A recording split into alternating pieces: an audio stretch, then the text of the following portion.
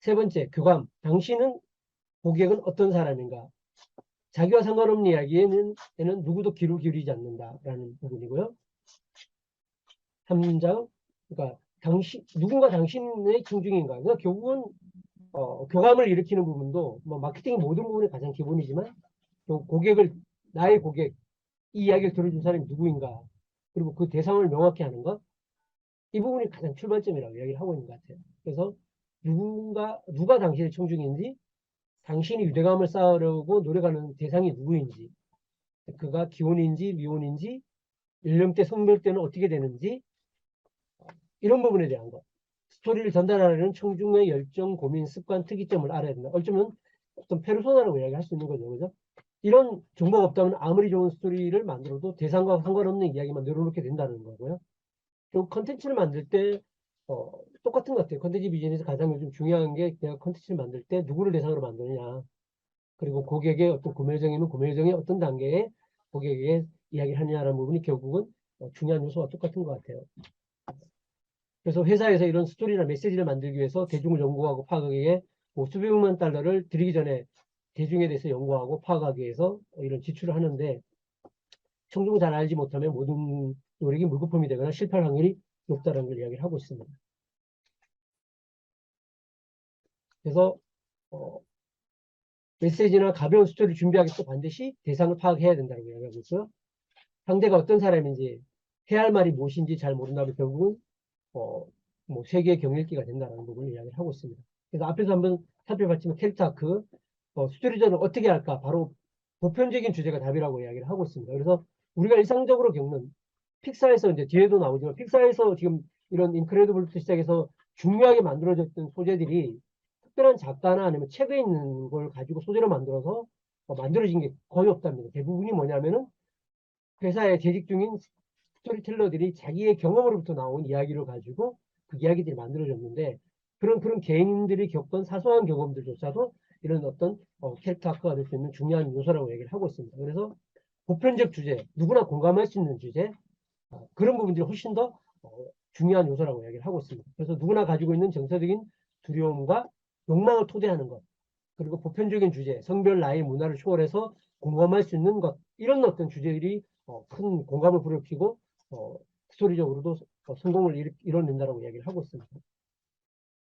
그래서 당신과 관객이나 독자의 청중에 늘 다가가는 그들의 관심을 파악해야 되고 사람들의 열정이나 고난을 변하기 때문에 그 힘에 맞춰 주제도 달라져야 한다라고 이야기를 하고 있습니다. 이 책을 보면서 저는 월트 디즈니라는 분이 정말 위대한 분이라는, 마케팅에서 정말 위대한 분이라는 걸 새삼 많이 느꼈어요. 그분이 이제 돌아가기 전에 이 책에 있는 내용이 나오는데 돌아가시고 난 다음에 직원들한테 단계별로 3년에 걸쳐서 단계별로 이렇게 자기의 유언을 직원들한테 공개하는 거를 돌아가시기 전에 다 만들어 놓고 그렇게 그거를 직원들한테 공개를 하는 그런 과정까지도 하셨더라고요. 그만큼 자기 죽음에 대해서도 받아들이고 죽고 난 다음에도 자기 정신, 월트 디즈니가 추구했던 정신들을 직원들에게 공유하기 위해서 3년간에 걸쳐서 직원들에게 배포하는 거를 계획을 가지고 그걸 준비해 놓으셨더라고요.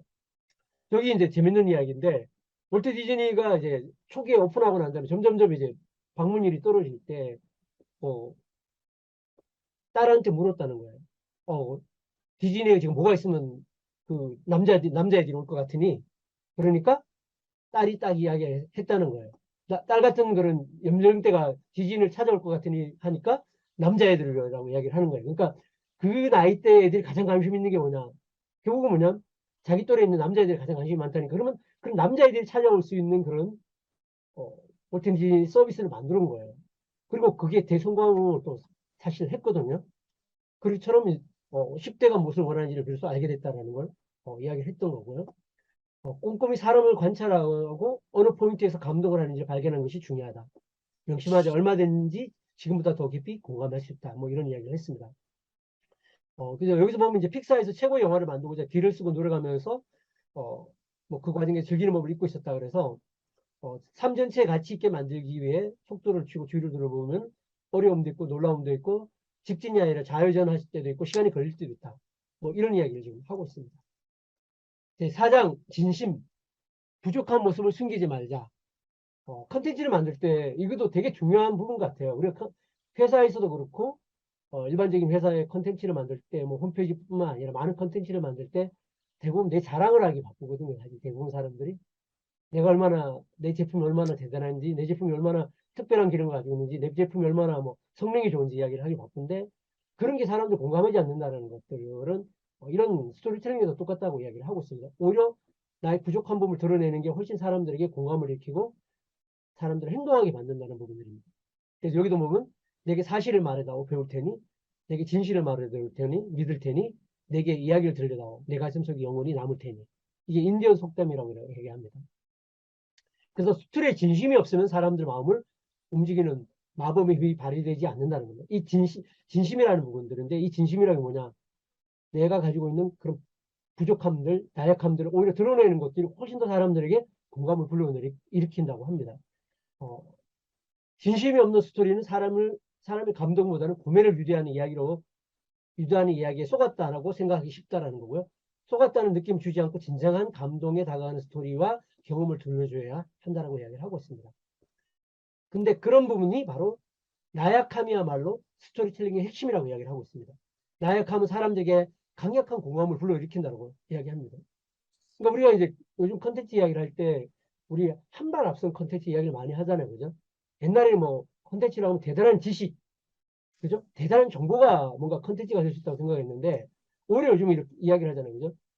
나보다 한 발 더 앞서서 경험한 사람의 컨텐츠, 지식과 정보가 아니라 남보다 한 발 앞선 사람의 컨텐츠, 그게 경험이 성공했던 어떤 경험이든 실패했던 경험이든 그 경험을 듣고 싶은 거고 그 경험은 훨씬 더 자기의 가치 있다고 느끼는데 이런 스토리텔링에서는 오히려 그런 어떤 나의 나약함, 오히려 이런 부분이 훨씬 더 인간적인 공감을 불러일으키고 내 이야기를 하는 것 같은 그런 공감을 불러일으키는 요소로 작용을 한다고 이야기를 하고 있습니다. 그래서 완벽함은 오히려 공감을 이끌어내지 못한다고 이야기를 하고 있어요. 그래서 스토리에서 캐릭터의 약한 면모를 솔직하게 드러낼 때 관객은 공감하고 진정성을 느낀다라고 이야기를 하고 있어요. 저 인크레더블 같은 경우도 보면은 히어로가 히어로의 역량을 잃어버리니까 나약한 인간이 되어서 정말 쫀쫀한 인간, 아주 비열한 인간처럼 그렇게 생활하는 모습을 보여주거든요. 그런 히어로가 그 히어로의 역할을 하지 못할 때 얼마나 무기력한 평범함으로 돌아오면 무기력한 사람이고 그런 사람인가를 이제 보여주는 그런 게 엄청난 이제 공감을 사실 불러일으키더라고요. 사람들은 보통 진짜 자신의 모습을 보여주길 꺼려한다는 거예요. 그래서 고객이 결정과 실수를 나쁘게 볼 것이라고 생각하기 때문이지만 하지만 사실은 정반대라고 이야기를 하는 겁니다. 그러니까 이건 사실 많은 기업들이 부족한 걸 보여주면 뭔가 이렇게 떨어지지 않을까라는 두려움을 되게 많이 가지고 있는 것 같아요. 뭐 제 자신도 마찬가지지만 각 분야 CEO 리더나 마케터들 무엇이 위대한 리더, 영웅을 만들지 종종 있는다. 최고를 만드는 것은 강인함인 힘이나 탁월한 재능이 아니라 인간적이고 질서란 모습이다. 특히 요즘 같은 이런 스마트폰으로 아주 스마트한 고객들이 소비를 하고 있고 또 소비 지능이 이렇게 뛰어난 이런 시대일수록 고객들이 더 저런 부분에 대해서 반응하는 게 되게 지금 말하는 부분하고 공감되는 요소가 아닐까 생각을 했어요. 그래서 스티브 잡스는 실패감을 솔직하게 털어놓았지만 거기에 그치지 않았다. 이어서 스토리는 실패에서 배운 교훈을 토대로 해서 이룬 성공담이었다라고 이야기를 하고 있어요. 그래서 이 픽사를 스티브 잡스가 창업을 했더라고요. 스티브 잡스가 창업을 했고 나중에 이제 디즈니랜드로 넘어갔지만 그 다음에 여러 단계를 거쳐서 이제 현재는 디즈니랜드의 어떤 소유권을 가지고 있지만 처음에는 스티브 잡스가 이 회사를 창업을 했더라고요. 그래서 숨은 기억을 떠올리자. 진정성 있는 스토리는 당신이 알거나 느끼거나 느낀 바를 솔직하게 공유하는 것이라는 사실을 아무리 강조해도 지나치지 않다라고 이야기를 하고 있어요. 그래서 당신의 삶과 개인적인 경험 자체가 진심 어린 스토리를 만드는데 최고의 재료다. 인간의 순간을 기억할 수 없겠지만 떠올리고 있으다 보면 스쳐가는 기억이 많을 것이다 라고 이야기를 하고 있습니다. 그래서 픽사에서는 아까도 말씀드렸지만 대부분의 이 만들어진 영화의 스토리가 대부분 직접 그 스토리텔러들의 개인적 경험에서 기반해서 만들어진 경우가 대부분 많다고 이야기를 합니다. 그래서 이런 이야기를 꺼내는 걸 보면은 그 기억을 적어보면 또 훌륭한 스토리를 만드는 아이디어가 떠오른다고 이야기를 하고 있습니다. 기업의 제품의 솔루션 등 관련된 교훈이나 메시지 핵심을 전달하는 스토리 구성하는 데도 용이하다고 이야기를 합니다. 그래서 이런 거를 이제 자세하게 사례까지 나와 있으니까 좀 책을 한번 읽어보시면은 금방 공감을 하실 것 같아요. 그래서 어떤 제가 지금 시중에 나와 있는 여러 가지 스토리책을 지금 갖고 있는데 지금 이 책 같은 경우 정말 쉽게 읽혀요. 그러니까 한 2시간 정도만 집중해서 읽으면 다 읽을 정도로 그만큼 이렇게 쉽게 책장을 넘길 수 있기 때문에 꼭 한번 읽어보셨으면 좋겠어요. 음. 그리고 뭐 아이디어를 구상할 때 좀 더 이런 앞에서 질문들을 좀 더 세부할 수 있다. 이제 이건 자동차에 대한 첫 기억을 이제 어릴 때 자동차 첫 기억을 예를 들어서 예를 들어놨지만 나는 어디에 있는가, 자동차 아닌가 바뀐가, 자동차 안에 있다면 어느 좌석에 있는가, 거기서 뭘 하고 있는가, 하루 중 언제였는가, 왜 거기 있었는가, 누구와 함께 있었는가, 당시 몇 살이었는가 이런 걸 가지고 이제 이 아이디어를 떠올리는 거를 기획을 한 걸 또 이걸 가지고 캐릭터와 드라마로 스토리를 발전시키는 역할들을 한 그런 예를 들어 놓습니다. 그래서 라세트의 영화 카라는 것에서 숨가쁘게 자신의 어, 삶을 투사하여 인생을 좀 더 느긋하게 살아야 할 필요성을 이야기하는 부분도 하는데 차를 왜 선택했냐면은 그의 아버지가 이 자동차 정비사였고 그 경험을 기반으로 해서 이런 것들을 스토리를 쓰게 됐다라고 이야기를 하고요. 여기서도 앞에서 제가 말씀드렸듯이 픽사의 대본은 책이나 저작권을 구매한 적이 없다라고 이야기를 합니다. 그리고 우리 모두가 스토리를 직접 개발한 것이라고 이야기를 하고 그 스토리는 대부분 픽사에 있는 스토리텔러들의 개인적인 경험을 기반으로 해서 이야기했다고 합니다. 근데 이 이야기는 좀 상당히 좀 읽으면서 가슴이 좀 찡했어요.